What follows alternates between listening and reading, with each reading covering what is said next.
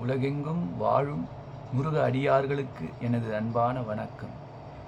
உருவும் அருவமாகி அனாதியாய் பலவாய் ஒன்றாய் பிரம்மமாய் நின்ற ஜோதி பிழம்புதோர் மேனியாகி கருணைகூர் முகங்களாரும் கரங்கள் 12 கொண்டே ஒரு திரு முருகன் வந்து உதித்தனன் உலகம் உய்ய மூவிரு முகங்கள் போற்றி முகம்பொழி கருணை போற்றி ஏவரும் துதிக்க நின்ற ஈராறு தோல் போற்றி காஞ்சி மாவடி வைக்கும் செவ்வேல் மலரடி போற்றி அண்ணான் சேவலும் மயிலும் போற்றி திருக்கைவேல் போற்றி போற்றி வெற்றிவேல் முருகனுக்கு அரோகரா.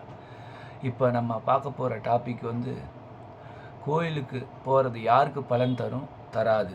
முதல்ல யாருக்கு பலன் தராதுன்றதை பார்த்துருவோம். இந்த கோயிலில் மூலவரை தரிசனம் பண்ணும்போது லைனில் நிற்கிறாங்கள்ல, மூலவரை தரிசனம் பண்ணுறதுக்காக ஒரு அரை மணி நேரம் ஆகலாம், இல்லை 10 நிமிஷம் ஆகலாம். அந்த டைமில் யார் வந்து இருக்கிற கதையெல்லாம் ஊர் கதை, உலக கதை, வீட்டு கதையெல்லாம் பேசுகிறாங்களோ அவங்களுக்கு பலன் தராது. அது ஒன்று. ரெண்டாவது, கோயிலில்